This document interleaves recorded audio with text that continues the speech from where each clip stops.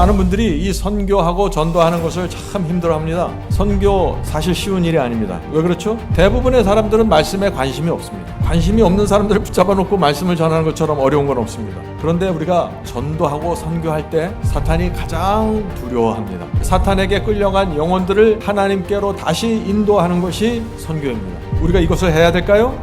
반드시 해야 됩니다. 선교를 안 한다는 것은 무슨 뜻이냐면 사탄에게 끌려간 영혼들을 그대로 내버려 두겠다는 얘기죠. 그리고 멸망으로 들어갈 때까지 난 지켜보겠다는 얘기입니다. 이것이 선교를 안 한다는 사상입니다. 성도 여러분, 이 선교에서도 하나님과 사탄의 전쟁이 치열하게 벌어집니다. 어떻게 벌어질까요? 우리가 선교하려고 하면 사탄은 자꾸 우리 마음에 실망을 주고 좌절하고 실패할 때마다 낙담하게 합니다. 선교를 포기해라 하고 충동질하죠. 우리 마음속에서. 이 사탄의 작전입니다. 그러나 하나님께서는 계속 우리 마음속에 포기하지 마라, 저 영혼들을 구해야 된다, 말씀을 나눠줘라 하는 또 마음의 강력한 호소를 하나님께서 우리에게 주시는 것입니다. 그래서 우리가 하나님과 사탄의 전쟁에서 누구의 편에 서야 할까요? 하나님의 편에 서야죠. 하나님의 호소를 우리가 받아야 되는 것입니다. 그래서 우리가 선교하는 것이에요. 선교사가 되는 것입니다. 그래서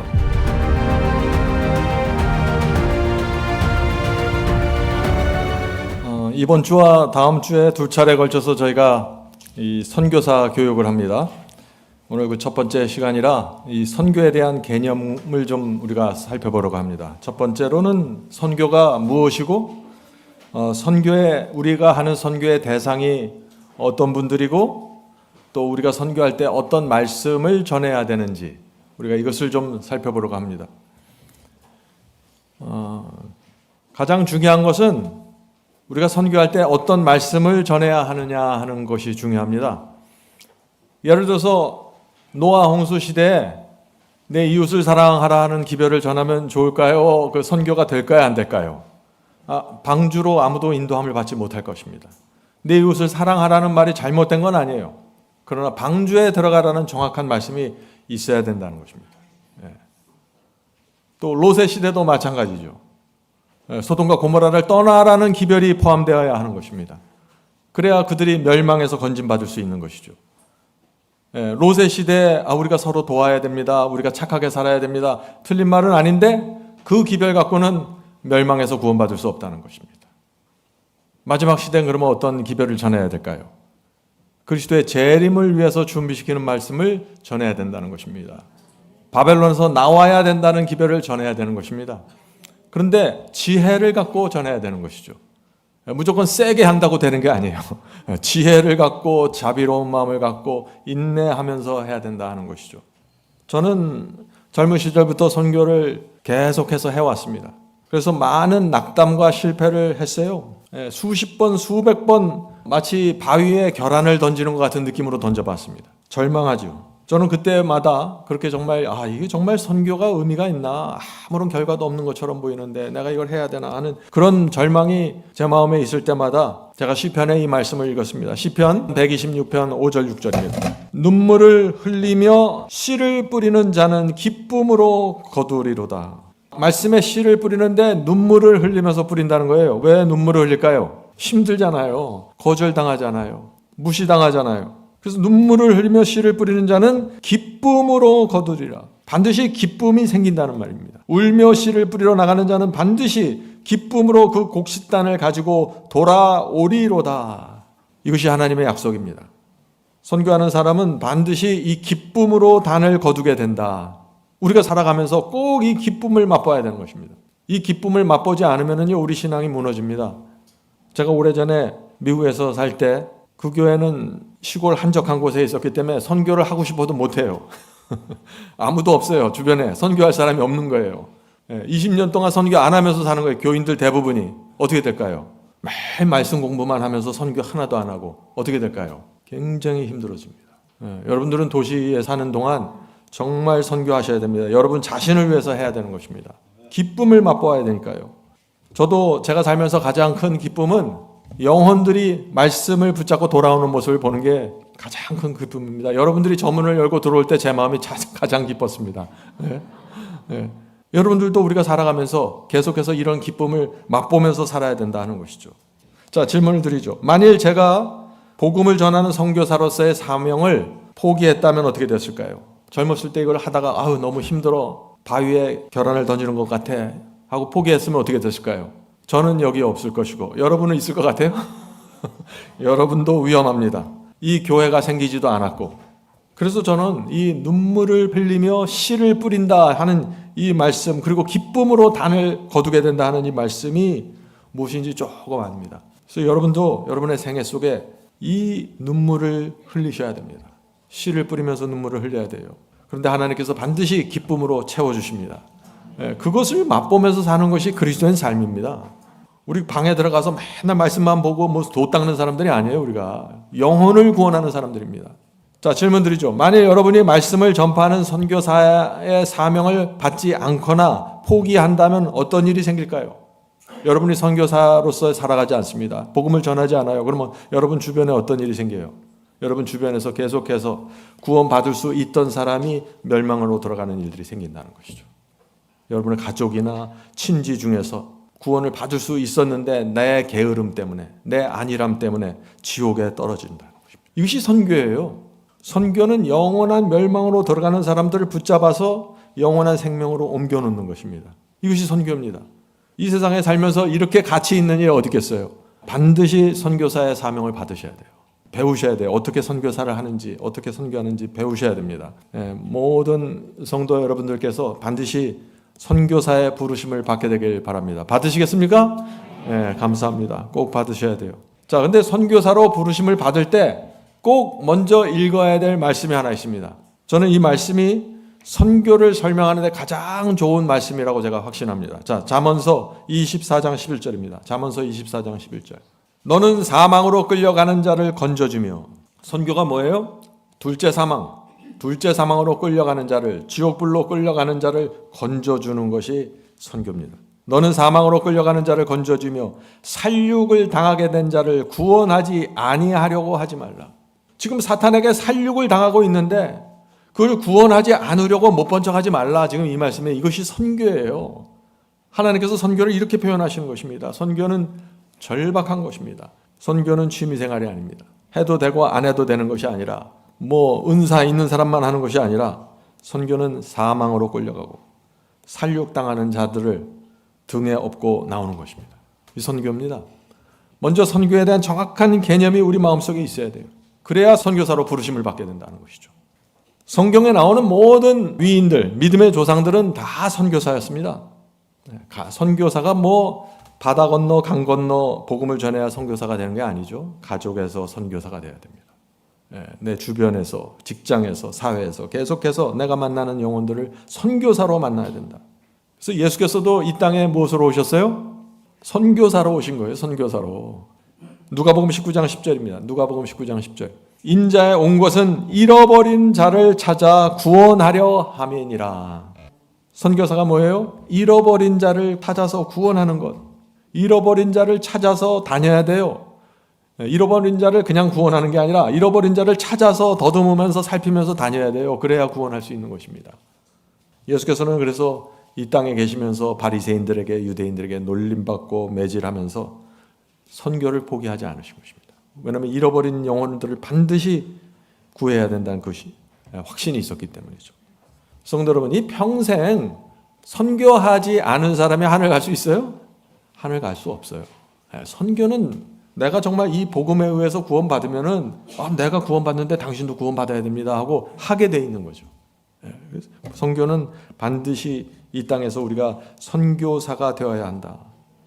자, 이제 질문을 드리죠. 마지막 시대, 이 시대의 선교란 어떤 것입니까? 어디서 잃어버린 영혼들을 찾아야 합니까? 노아 시대 선교는 뭐라 그랬죠? 다니면서 방주를 지어라, 방주 안에 들어가라. 이것이 선교였습니다. 롯의 시대는 무엇이 선교예요? 소돔성에서 나와야 삽니다. 빨리 나오세요. 이것이 선교입니다. 그럼 마지막 시대는 뭐가 선교냐 하는 얘기. 뭐가? 마지막 시대의 선교는. 마지막 시대는 바벨론에서 나오라는 것이 선교예요.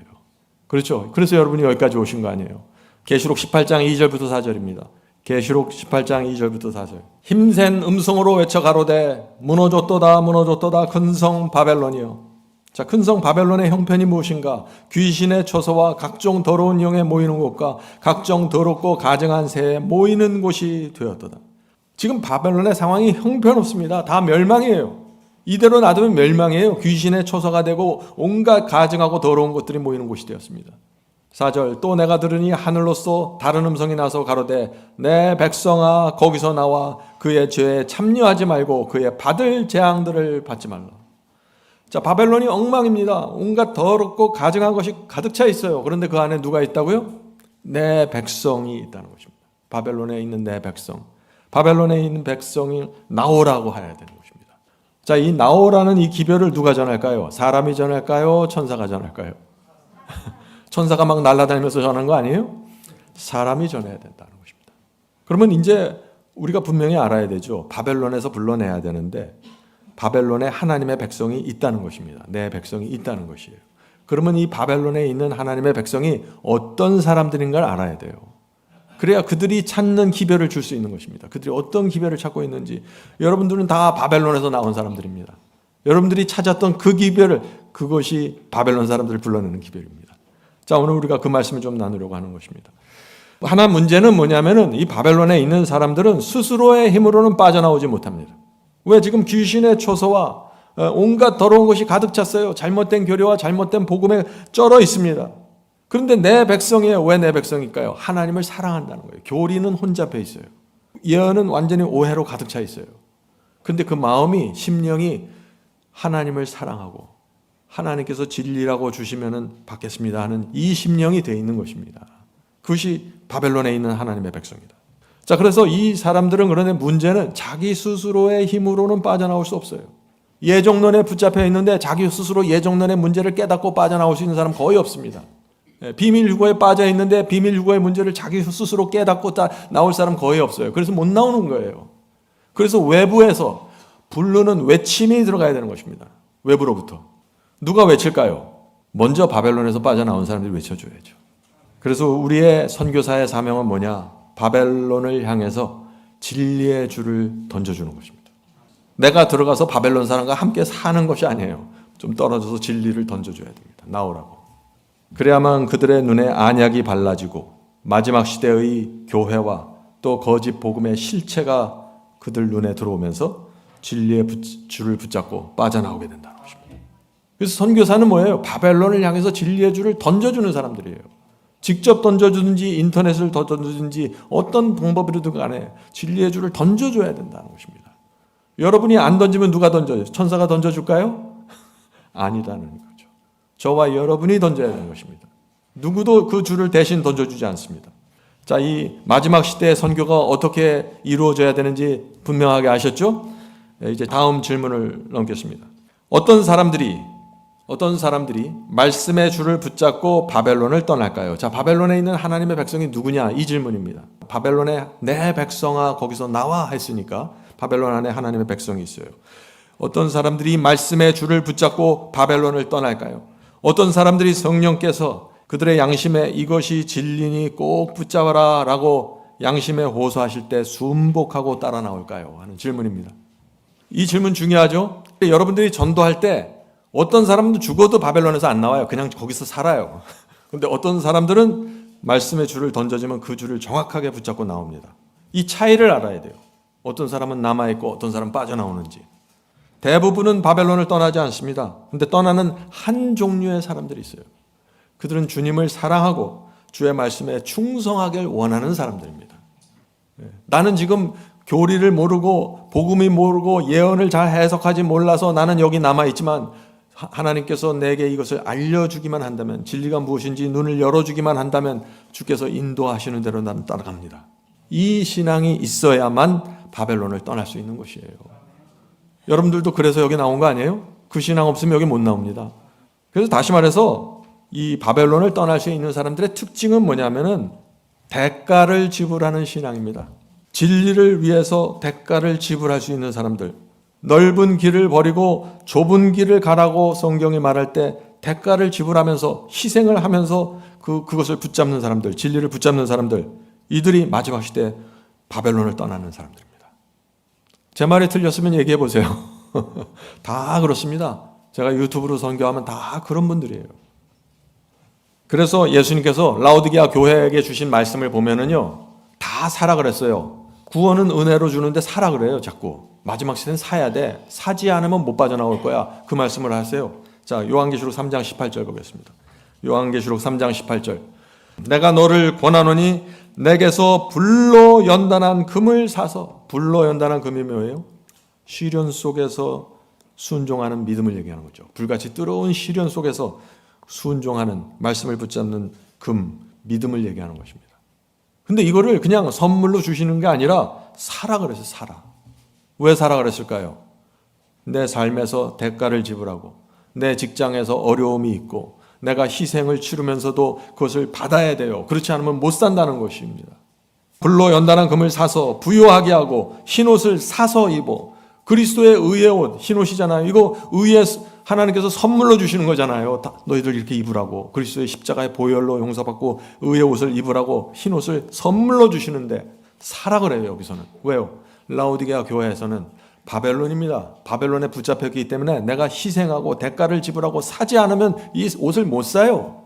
그게 상황이에요. 지금 현재 우리의 상황. 흰옷을 사서 입어 벌거벗은 수치를 보이지 않게 하고 안약을 사서 눈에 발라보게 하라. 분명하죠? 사야 됩니다. 그래서 사는 신앙이 있어야 바벨론에서 빠져나오는 거예요. 사는 신앙.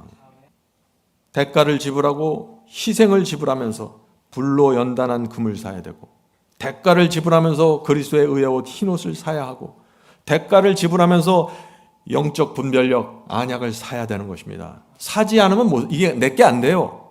교리는 이해해도 내게 안 됩니다. 바벨론을 떠나질 못해요. 그래서 우리가 찾아야 될 선교의 대상이 누굽니까? 살 수 있는 사람들입니다. 어떤 대가와 희생을 치라도 나는 하나님의 말씀대로 살겠습니다 라는 이런 신앙을 가진 사람들이 내 주변에 누구인가 찾으라는 얘기예요. 그게 선교사입니다.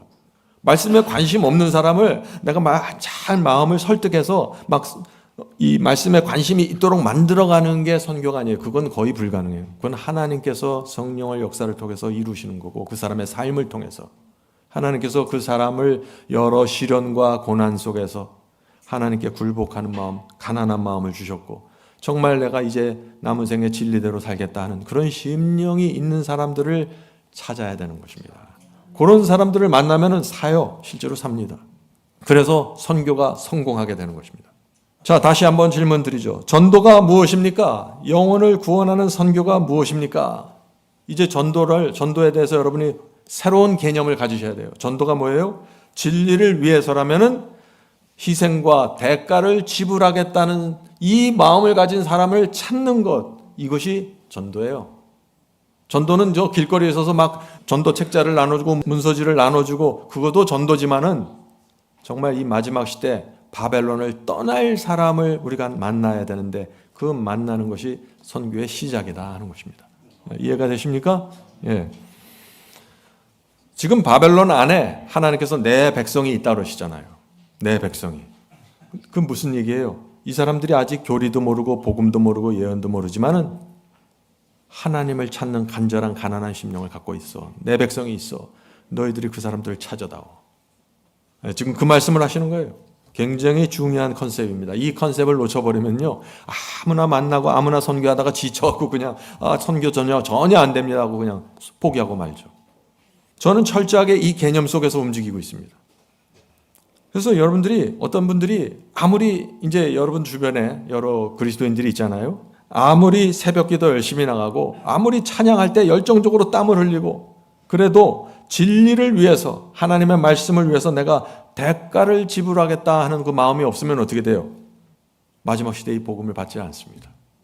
그래서 저는 설교를 준비할 때마다, 유튜브에 올리는 설교를 준비할 때마다 반드시 이 목표를 갖고 제가 말씀을 준비하는 것입니다.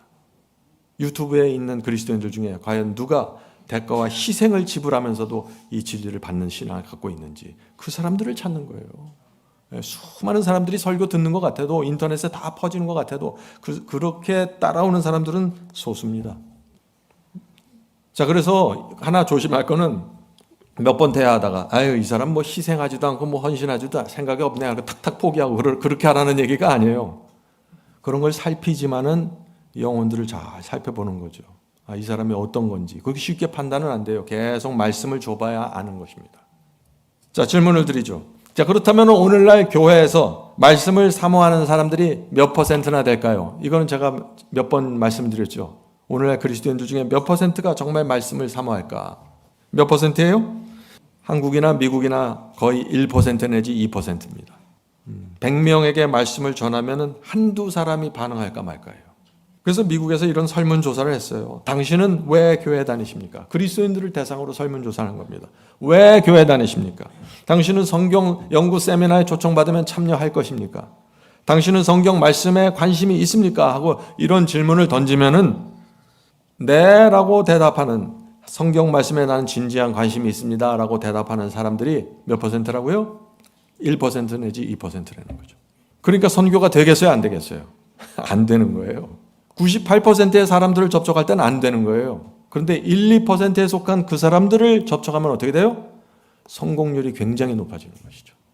이것이 선교입니다. 이것이 선교예요. 그래서 예수께서 마지막 시대에 구원받을 자가 많다 그랬습니까? 적다 그랬습니까? 적다 그랬어요. 그 1, 2%라는 의미예요. 설문조사에 의하면 이게 매칭이 되는 거예요. 통계로. 마태복음 22장 14절. 청함을 받는 자는 많되 택함을 입은 자는 적으리라. 혼인잔치 얘기잖아요. 혼인잔치에 다 청함을 받았어요. 많은 사람들이 왔습니다. 그런데 택함을 받지 못했어요. 아주 적은 사람들이 택함 받았어요. 왜 그래요? 예복을 입지 않았기 때문이죠. 그래서 전도할 때 예복이 무엇인가를 정확하게 내가 알고 경험하고 전해주는 거 굉장히 중요합니다. 자, 마태복음 24장 37절 보죠. 노아의 때와 같이 인자의 임함도 그러하리라. 구원받을 자가 많다는 거예요? 적다는 거예요? 아주 적다는 것입니다. 계속해서 성경은 적다고 말하고 있어요. 요한계시록 3장 17절. 내 곤고한 것과 가련한 것과 가난한 것과 눈먼 것과 벌거벗은 것을 알지 못하도다. 라오디게아 교인들 예복을 벌거벗고 있어요. 입지 않았어요. 근데 자기가 벌거벗고 있는 것을 모른다는 것입니다. 대다수가 구원을 잃어버린 상태에 있다는 것이에요. 이것이 마지막 라오디게아 교회의 모습입니다. 그래서 이 상태 그대로 짐승의 표 환란에 들어가기 때문에 짐승의 표를 받는 사람들이 얼마나 많다고요? 사도 요한이 보니까 거의 모든 자가 다 받는 것처럼 보이는 거예요. 그래서 우리가 이제 질문을 해야 되는 것입니다. 우리가 선교할 때 선교의 초점을 어디에 맞춰야 돼요? 어디에? 말씀에 충성하기 원하는 사람들. 난 잘 모르지만 말씀이 진리라는 게 밝혀지면 난 그 진리 받아들입니다. 이 사람들을 찾아내는 것입니다. 이게 선교예요. 자, 그렇다면 또 질문이 있죠. 어떤 사람이 말씀을 사모하는지, 말씀에 충성하는 신앙을 가졌는지 우리가 어떻게 알 수 있습니까? 하는 질문을 던질 수가 있죠. 그 사람을 테스트해 봐야 돼요. 어떻게 테스트를 해볼까요? 말씀을 줘보면 알아요. 유튜브에 설교를 올려보면 압니다. 누가 반응하는지. 내가 반응하라고 막 쫓아다니면서 부탁하는 게 아니잖아요. 그 사람이 알아서 반응하는 것입니다. 그래서 우리가 말씀을 전할 때 구걸할 필요가 없어요. 말씀을 줘보면은 그 사람 속에 정말 말씀을 갈망하는 사람들은 반응을 하는 거예요. 우리는 전달해 주는 거예요. 중간 도구입니다. 우리는 전달만 하면 돼요. 겸손하게 전달만 하면 됩니다. 그 사람이 말씀을 기쁨으로 받아들이고 순종하는가, 이것을 지켜보는 것입니다. 아, 그러면 하나님께서 이 사람이 바벨론에 있는 하나님의 백성이구나, 이렇게 판단하고 도와주는 거죠. 나머지 98%하고 접촉하면 굉장히 어려워집니다. 이건 거의 불가능하게 느껴져요. 좌절하게 됩니다. 왜요? 왜 좌절하게 되는지 아세요? 저분 가만히 보니까 새벽 기도도 열심히 나가요. 기도도 아주 열정적으로 해요. 찬양도 하는 것 같고 헌금도 열심히 들어가는 것 같고 봉사도 열심히 해요. 그런데 뭐예요? 진리에 관심이 없는 거예요. 진리에 관심이 없다는 건 겉으로 봐서는 알 수 없습니다. 말씀을 줘봐야 하는 거지. 그래서 자꾸 실망하는 거예요. 저분 새벽 기도도 열심히 나가고 방언도 저렇게 열정적으로 하는데 왜 이렇게 말씀에는 관심이 없지? 바벨론에 있는 하나님의 백성이 아니에요, 아직. 그분의 생애 속에 나중에 하나님께서 그 지점까지 끌고 가실 수는 있지만 지금 현재는 아니라는 거죠. 기다려줘야 됩니다. 그래서 우리 모든 선교사들은 바울의 이 말씀을 잊지 말아야 됩니다. 로마서 9장 27절입니다. 이스라엘 자손들의 수가 비록 바다의 모래 같을지라도 오직 남은 자만 구원을 받으리라. 이스라엘 백성이 바다 모래처럼 많이 보입니다. 그죠? 뭐 절기 때마다 구름처럼 유대인들이 몰려옵니다. 예배드리겠다고. 그런데 바울이 뭐라 그래요? 이사야가 뭐라 합니까? 오직 남은 자만 구원받는다. 하나님의 백성이 따로 있어요. 매 시대마다 남은 자만 구원받는 겁니다. 남은 자만. 이 개념을 잘 잡으셔야 돼. 노아 때도 남은 자만 구원받았고 엘리야 시대 또 남은 자만 구원받았고 예수님의 시대에도 남은 자만 구원받는 것입니다. 왜? 남은 자만 말씀에 반응하기 때문에 그렇죠. 남은 자만 희생을 치르고라도 진리를 붙잡기 때문에 그렇죠. 자, 그러면 질문을 드리죠. 왜 매 시대마다 남은 자만 구원받을까요? 왜 대다수의 사람들은 멸망당하게 될까요? 이제 여러분들이 감이 오시죠? 어떻게 대답해야 될지. 대다수의 사람들은 좁은 길을 싫어해요. 진리대로 사는 걸 싫어합니다. 관심이 없어요.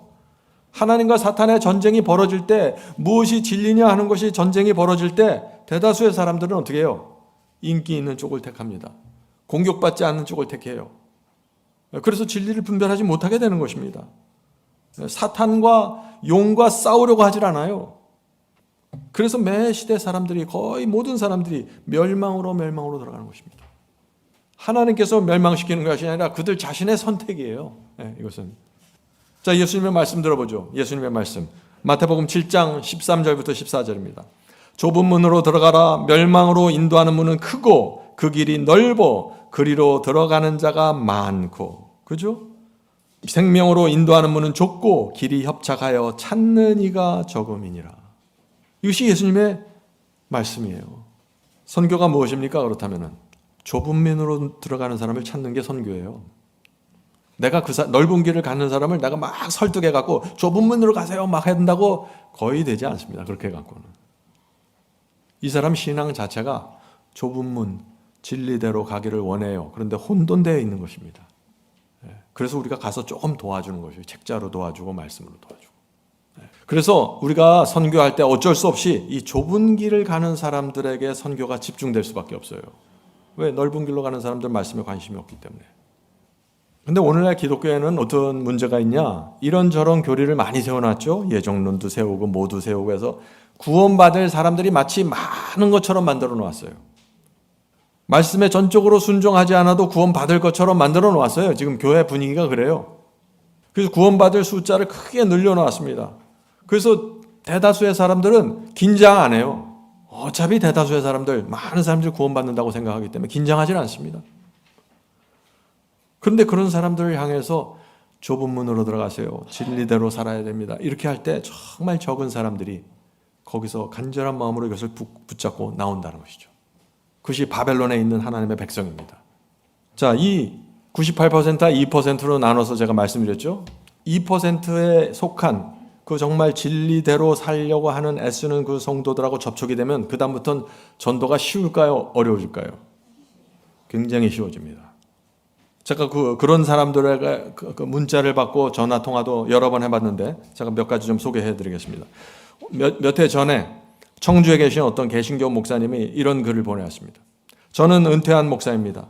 요즘 목사들이 말세인데 정신 못 차리고 있습니다. 지금은 교파나 교단이 중요한 것이 아니지 않습니까? 생명의 말씀인가 아닌가가 중요합니다. 제가 은퇴한 후에 여러 교회를 다니게 되었는데 설교가 너무나 이상했습니다. 그러던 중 유튜브에서 마지막 사명 말씀을 들어보니 너무나 좋았습니다.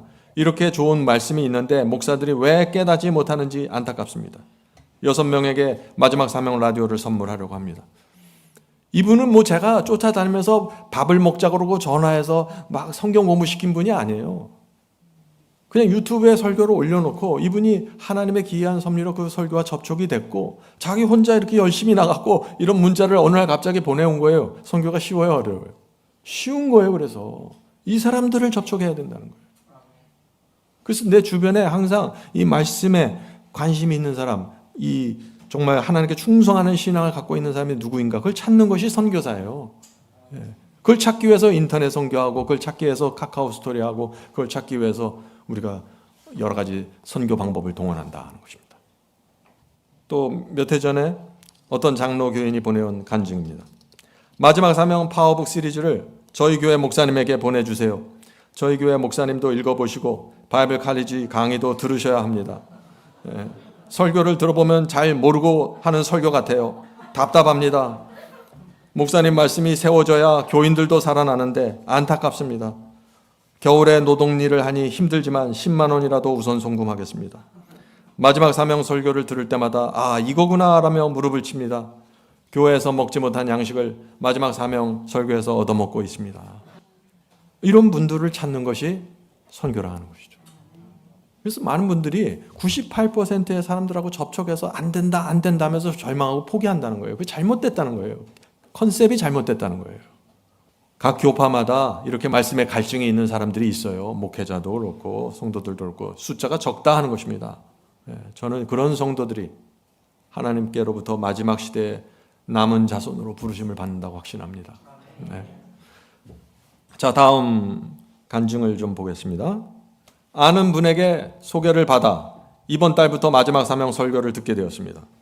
어떤 분이 설교를 소개해 준 거예요. 이게 선교예요. 얼마나 쉬워요. 그냥 자기는 소개만 해준 거예요. 그런데 이게 2% 사람하고 딱 접촉이 되면 이렇게 반응이 나온다는 얘기죠. 아는 분에게 소개를 받아 이번 달부터 마지막 사명 설교를 듣게 되었습니다. 들으면서 가장 먼저 들었던 생각은 그래도 대한민국 교회에 희망이 있다라는 것이었습니다. 진리를 알고 선포하는 주님의 귀한 종들이 아직까지 곳곳에 있구나. 얼마나 하나님께 감사한지요. 이번에 유튜브에 올라온 말씀들을 들었는데 눈물이 나더라고요. 그래, 이렇게 예수님을 기다려야겠구나 다짐하며 하나님의 귀한 계획에 동참하시고 헌신하시는 마지막 사명 선교팀에 큰 축복이 임하길 기도합니다. 이분은 개신교 속에서 외로움 속에서 신앙을 하던 분인 것 같아요. 이 문장을 읽어보면. 외로움 속에서 이 교회 안에서 영적인 교제가 안 돼서 힘들어하는데 누가 소개로 마지막 사명 설교와 접촉이 되면서 이제 희망을 발견하고 이런 식으로 예수님의 재림을 기다리면 되겠구나 하는 그런 생각을 하게 된다는 것입니다. 자, 질문 드립니다. 우리가 어떻게 말씀을 사모하는 성도들을 만날 수 있을까요? 이제 답이 나왔죠. 말씀의 줄을 던져주는 거예요. 그거밖에 없어요. 우리가 할 일은 그거밖에 없어요. 우리가 그 사람을 판단하고 너는 2%야, 넌 98%야 내가 판단하는 게 아니라 말씀을 던져주면 그 사람이 스스로 선택해요. 내가 누군지를. 자, 마지막으로 어떤 목회자의 간증을 보겠습니다. 오늘날 교회가 진리의 터가 되지 못하고 있기 때문에 평소에 의분을 참지 못하고 미진한 목소리라도 외롭게 기도하며 교회에서 외쳐오다가 마지막 사명을 만나게 되었습니다. 이분도 이제 목회자시죠? 개신교 목회자십니다. 하나님께서 내 손을 잡아주는 기쁨의 감동이었습니다. 마지막 시대 종교 혁명을 기대하시는 하나님께서 마지막 사명에 친히 간섭하고 계심을 확신합니다. 요즘은 아예 마지막 사명에서 하나님의 음성을 듣고 설교를 준비합니다. 교회 안에서 멸망당하는 영혼들을 위해서 마지막 사명과 같은 분명한 목소리를 낼 수 없기에 허락도 받지 않고 마지막 사명을 그대로 설교로 사용하고 있습니다. 설교 그대로 사용하면 어때요? 무슨 소유권이 있어요? 특허권이 있어요? 네. 사용하면 감사하죠. 누구든지 말씀을 사용하고 전할 수 있습니다. 오래전에 한번 이분과 통화한 적이 있습니다. 제가 그 목사님은 이제 개신교 안에서 이제 열심히 정말 본인이 침례 요한의 사명을 받았다 생각하고 복음을 전하던 목사님인데 이제 마지막 사명을 반대하는 무리들이 유튜브에서 인터넷에 올라오는 모습을 보면서 크게 화가 난 거예요. 이분이 어떻게 순종하라는 복음을 거절할 수 있습니까? 어떻게 이렇게 순수한 성경 말씀을 매장시키려고 합니까? 한탄하는 거예요. 성도 여러분, 우리가 이런 분들을 찾는 것입니다. 목회자를 찾는 게 아니라 정말 말씀을 사모하는 사람들을 찾는 거예요. 그 사람들은 나오기를 원하는 사람들이에요. 거기서 만족하는 사람들이 아니에요. 몇 해 전에 타이타닉 호가 침몰하는 그림을 제가 본 적이 있습니다. 1912년 4월 10일 타이타닉 호가 영국의 사우샘스턴을 떠나 미국의 뉴욕으로 향했죠. 미국으로 떠났습니다. 그런데 배가 출발한 지 4일 만에 깊은 밤에 어떻게 돼요? 빙산하고 충돌했습니다. 2시간 40분 만에 이 타이타닉 호가 완전히 침몰했습니다. 아주 적은 숫자가 그 배에서 탈출했습니다. 적은 숫자의 사람들이. 근데 그 그림을 자세히 보면은요, 세 종류의 사람들이 나타납니다. 저 장면에 그림에 세 종류의 사람들이 있어요. 저것이 지금 이 시대의 기독교의 모습이라고 저는 느끼는 것입니다. 첫 번째 무리는 침몰하는 배의 밑창, 타이타닉 호가 지금 배가 바닷속으로 침몰하고 있잖아요. 근데 아직도 배 밑창에서 불 켜고 노는 사람들이 있어요. 위험을 전혀 느끼지 못하는 것입니다. 자기 탄 배가 침몰하고 있다는 것을 생각하지 못해요. 탈출할 생각을 안 하는 것입니다. 저런 사람들에게 말씀을 전해주면 잘 안 됩니다. 위기를 느끼는 사람들이 있어요. 많은 사람들이 자신이 다니는 교회에 생명의 말씀이 없어서 침몰하고 있다는 그런 느낌을 받아야 되는데 그런 느낌을 받지 못하는 사람들이 대다수예요. 그래서 선교가 힘들어지는 거예요. 그래서 저런 분들에게, 저 배 밑창에서 불 켜고 지금 파티 하는 사람들에게는 아무리 말씀을 줘도, 아무리 진리가 이것이라고 확신을 해도 뭐래요? 이런저런 핑계를 대면서 다 빠져나갑니다. 다 빠져나와요. 두 번째 무리는 어떤 사람들입니까? 두 번째 무리는 배가 침몰하고 있다는 사실을 알아요. 내가 다니는 교회에 진리가 없다. 내가 그게 정확하게 분석은 할 수 없지만 뭔가 문제가 심각하다. 이걸 다 느끼는 사람들이에요. 그래서 가판 위에 올라서 발을 동동 구르면서 누가 구조해 줄 것을 기다리고 있습니다. 근데 스스로의 힘으로는 빠져나올 수 없어요. 칠흑 같은 밤에 어떻게 빠져나갈지 모르는 것입니다. 저기서 빠져나오려면 정확한 진리의 빛을 받아야 빠져나오거든요. 여러분들이 바이블 칼리지를 통해서 정확한 빛을 받았기 때문에 여기 오신 거예요. 그런 똑같은 패턴이 필요한 것입니다. 우리가 어떤 사람들에게 말씀의 줄을 던져줘야 됩니까? 구조를 기다리는 사람들입니다. 가판 위에서 위기를 느끼고 있는 사람들입니다. 그들에게 말씀의 줄을 던져주면 어떻게 될까요? 그래서 꼭 붙잡습니다. 아까 제가 소개했던 그 간증에 나오는 그런 분들처럼 적극적으로 줄을 붙잡습니다. 그들이 바벨론 속에 있는 하나님의 백성입니다. 자, 세 번째 무리가 있습니다. 이 그림의 세 번째 무리 누구이죠? 이들은 침몰하는 배에서, 바벨론에서 떠난 사람들이에요. 배를 타고 탈출에 성공했습니다. 그들이 누구예요? 마지막 시대 용과 대적하는 여자의 남은 무리입니다. 요한계시록은 여자의 남은 무리가 누군지 정확하게 밝혀주고 있습니다. 마지막 시대 여자의 남은 무리. 요한계시록 12장 17절입니다. 용이 여자에게 분노하여 돌아가서, 용이 아주 미워하는 여자입니다. 여자는 성경에서 교회죠. 용이 여자에게 분노하여 돌아가서 그 여자의 남은 자손 곧 하나님의 계명을 지키며 예수 증거를 가진 자들로 더불어 싸우려고 바다 모래 위에 섰더라. 여자의 남은 자손이 누굽니까? 사탄이 뿌려놓은 거짓 복음을 거절하는 사람들입니다. 하나님의 계명을 지키기로 결정한 사람들이에요. 중세기에 무너진 복음과 예언을 깨달은 사람들입니다. 이런 사람들이 용과 대적하기로 지금 나서는 거죠. 이것이 세 번째 무리입니다. 자, 그런데 저 그림에 보면은 저 세 번째 무리에게도 문제가 있어요. 어떤 문제가 있나요? 가판 위에서 서성거려서 도움을 청하는 사람들을 구해줘야 되는데 자기만 살겠다고 뱃머리를 반대쪽으로 들고 있는 거예요, 지금. 보세요. 네? 가판 위에 있는 사람들을 도와줘야 되는데 자기들도 겨우 빠져나왔기 때문에 이제 난 살았다 하고 바벨론의 그 침몰하는 배에서 점점 더 멀어집니다.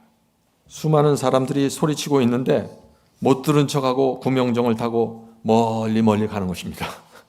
여자의 남은 무리의 모습이에요, 저게. 여러분들 바벨론에서 벗어난 지 얼마나 되셨어요? 멀리 떠나가고 있어요, 지금. 뱃머리를 돌리십시오. 선교사의 사명을 받으셔야 돼요. 바벨론으로 들어가지는 마세요. 멀리서 말씀의 줄을 던지십시오. 그래야 나올 수 있는 것입니다. 이제 그래서 우리가 선교사들의 사명과 역할을 여러분에게 좀 나눠주고 같이 부담을 가지려고 하는 것입니다. 가판 위에 남아있는 사람들을 위해서 말이죠. 자, 질문 드리죠. 하나님께서 왜 우리를 먼저 불러주셨을까요? 우리는 먼저 부르심을 받은 사람들입니다. 왜 먼저 불러주셨어요? 우리에게 진리를 주시고 양육해서 바벨론에 남아있는 우리의 가족들과 친지들을 불러내는 선교사로 만들기 위해서 우리를 먼저 부르신 거예요. 여러분의 가족 중에 어떤 분은 남편이 먼저 부르심을 받았고 어떤 분은 부인이 먼저 부르심을 받았죠. 왜 먼저 부르심을 받았어요? 한 가족 다 안 와요. 이 사람 나머지는 아직 바벨론이야. 그래서 한 사람이라도 먼저 불러내서 교육시키고 진리로 양육해서 뱃머리를 돌려서 내 주변에 있는 바벨론 사람들을 구원해야 하는 것입니다. 자, 그래서 시편 126편 5절 6절을 다시 읽겠습니다. 눈물을 흘리며 씨를 뿌리는 자는 기쁨으로 거두리로다. 가족들에게, 친구들에게 복음을 전하는 거 쉬워요, 어려워요? 굉장히 어렵습니다. 그러니까 눈물을 흘릴 수밖에 없어요. 눈물을 흘린다고 안 하겠냐는 얘기예요. 해야 된다는 말입니다. 그래서 계속 이것을 고민하고 방법을 찾아보고 준비하고, 이것이 눈물을 흘리며 씨를 뿌리는 자다. 그러면 하나님께서 결국 내 가족과 친구들과 주변 사람들에게 역사하셔서 기쁨으로 단을 거두게 인도하신다는 것입니다. 그 맛을 봐야 돼요. 그 맛을. 자, Desire of Age 825페이지에 놀라운 약속이 있습니다. 그리스도께서 세상 끝날까지 함께 하시겠다는 약속은 교회가 말씀을 전하는 선교 사역을 수행하고 있을 때 이루어진다. 예수께서 말씀하셨죠. 마태복음에 내가 세상 끝날까지 너와 함께 하겠다. 이 약속이 언제 이루어지냔 말이에요. 교인들이 선교를 할 때 함께 하시겠다는 거예요. 가서 모든 족속을 가르치라. 볼지어다 내가 세상 끝날까지 너희와 함께 있으리라 하는 말씀은 주님의 약속이다. 이 땅에서 복음을 전하신 예수님의 멍에를 매는 것이 주님의 능력을 받는 첫째 조건 중 하나이다. 교회의 생명은, 자 보세요. 교회의 생명이 어디에 달려있나? 교회의 생명은 주께서 명하신 일을 성취하는 데 바치는 충성에 달려있다. 성도 여러분, 예수께서 우리와 세상 끝날까지 함께 있다고 한 약속이 언제 이루어진다고요? 교회가 연합해서 예수께서 매셨던 그 선교사의 멍에를 메고 우리가 복음을 전파할 때 예수께서 내가 너와 함께 하겠다.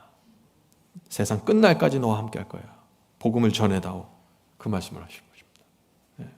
두 번째, 교회의 생명이 어디에 달려있다고 했죠? 교회의 생명? 우리 교회에 생명이 있어야 됩니다. 교회의 생명이 어디 달려있다고 했어요? 교회의 생명은 주께서 명하신 일을 성취하는 데 바치는 충성에 달려있다. 선교하지 않는 교회는 죽는다는 것입니다. 우리 교회가 선교하지 않잖아요? 이대로 한 20년 늙어가 보세요. 그럼 어떻게 돼요? 고령화가 되는 거예요. 고령화가 그래서 된 거예요. 20년, 30년 동안 선교를 안 했기 때문에 고령화가 된 거예요. 그래서 영적으로 죽고 생명을 잃어가는 것입니다. 생명을 잃어간다. 자, 중요한 질문을 또 드리죠. 교회에서 사람들이 진리를 깨닫고 붙잡고 있어도 멸망당하는 일이 생깁니다. 왜 그럴까요? 교회에서요, 여러분들이 말씀을 열심히 공부하고 진리를 그대로 붙잡고 있는데 멸망당해요. 왜 그래요? 선교 안에서 생명을 잃어버리기 때문에 교회가 침체돼 버리는 거예요. 교회가 침체되면 어떤 일이 생기는 줄 아세요? 말씀은 열심히 공부해요. 진리는 아주 눈이 밝아서 진리는 잘 봐. 그럼 어떻게 돼요? 자꾸 다른 사람들의 문제를 보는 거예요. 정죄하게 되고 비판하게 되고. 눈이 열렸기 때문에 진리를 자꾸 옆에 있는 사람들에 들이대는 거예요. 그래갖고 서로 비판하고 서로 문제가 생기고 그러면서 교회가 죽어간다. 굉장히 중요합니다. 저는 이런 교회 많이 봤어요. 선교 안에서 새로운 생명들이 들어오지 않고 서로 비판하고 율법적인 마인드를 갖고 서로 정죄하다가 다 무너져 버리는 거죠. 저는 지금까지요, 제 주변에 그런 분들이 많아요. 말씀은 열심히 살펴요. 계속해서 공부합니다. 그런데 말라서 죽어가요. 왜 그래요? 선교하질 않아요. 봉사하질 않아요. 남을 섬기질 않아요. 말씀만 공부해요. 안 됩니다. 그건 죽어가는 길입니다. 자, 디자일브 에이지 195페이지. 모든 참된 제자는 하나님의 나라의 선교사로서 태어나게 된다. 그리스도의 제자가 되는 사람들은 모두 선교사로 태어나는 것입니다. 생수를 마시는 자는 생명의 샘물이 된다. 받는 자는 주는 자가 된다. 주님의 참된 제자는 하나님 나라의 선교사로 태어나죠. 왜 선교사로 태어날까요? 참된 제자들은 내가 생수를 마셨으니까 다른 사람에게도 주고 싶은 것입니다. 그래서 선교사가 되는 거예요. 여러분은 생수를 마시셨어요, 여러분은. 그럼 다른 사람에게도 줘야 된다는 것입니다. 나는 부족해서 나도 부족한데 누굴 줘요? 그렇게 생각하면 안 돼요. 줘야 되는 거예요. 내가 이거 생수를 마셨는데 정말 나 부족하지만 이거 당신도 먹어야 삽니다. 이게 선교사예요. 주는 자가 되어야 합니다. 계속해서 읽어보죠. 영혼 안에 있는 그리스도의 은혜는 광야에 솟아나는 샘과 같아서 모든 것을 소성시키고 멸망하여 가는 자들로 하여금 생명수를 마시기를 열망하도록 만든다. 성도 여러분, 신앙이 무엇입니까? 죄 안 짓는 것? 그 신앙이 다 아니에요. 그 한 부분이죠.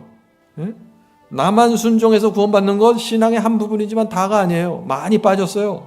뭐예요? 말씀이 없어서 죽어가는 영혼들을 찾아서 도와주는 것. 이 신앙이에요. 선교사입니다. 내가 이 생수를 마시고 살아났으므로 형제도 이 생수를 마시고 꼭 살아나십시오. 이 말을 해주는 게 선교사예요.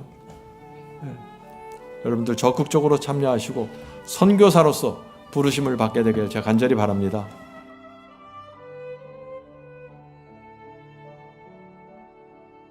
하늘에 계신 저희들의 아버지,